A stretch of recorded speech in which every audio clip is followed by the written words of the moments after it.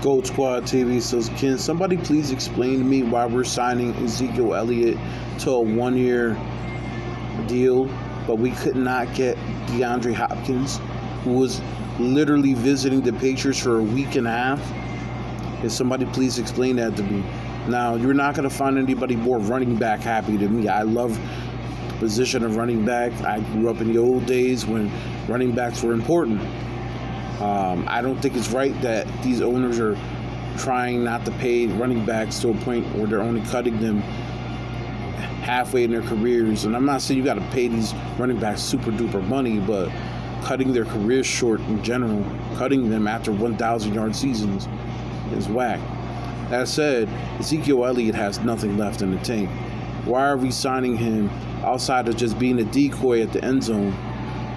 Why are we signing him, but we didn't try to sign DeAndre Hopkins?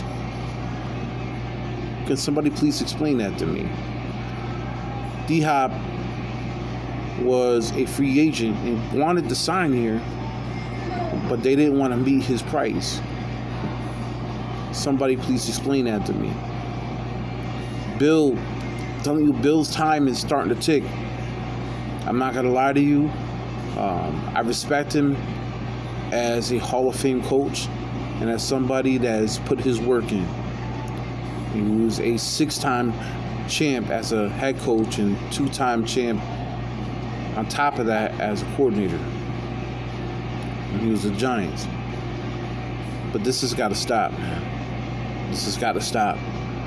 You know, we need talent in order to win in this league. You just cannot just pull 6th-rounders all the time.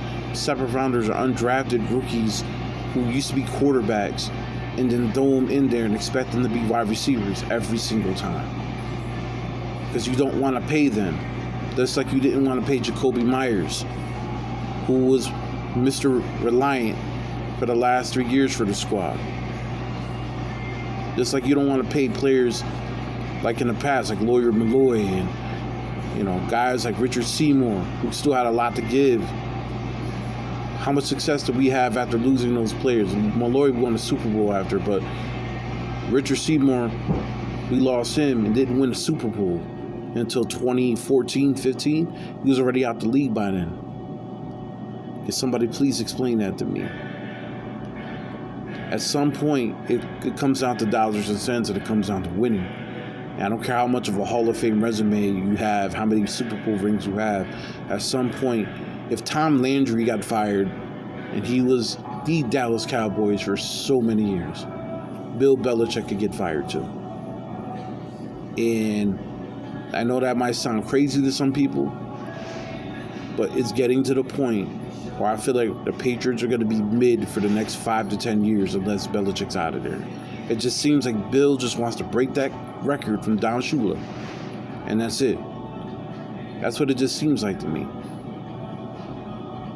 You know, I'm not saying he's not a football savant. I'm not saying he's not smart. I'm not saying he's not intelligent. I'm saying he doesn't know what he's doing.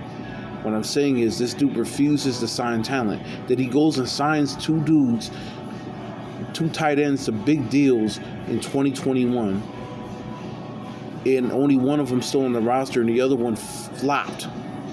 Jonnu Smith was trash. But you can't go and that just tells you how much of a not good judgment when it comes down to talent that Bill is when it comes to offense. You know, if he's an undrafted player, oh yeah, sure, he could convert a guy along with the coordinator and make him great.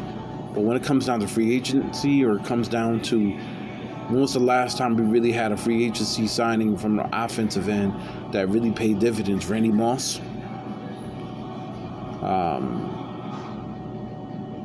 Come on, man. At some point, we need talent to win. Not just defensive talent, offensive talent. We need talent to win. So I don't understand the signing. I don't understand signing Ezekiel Elliott. I don't know what it does, but whatever.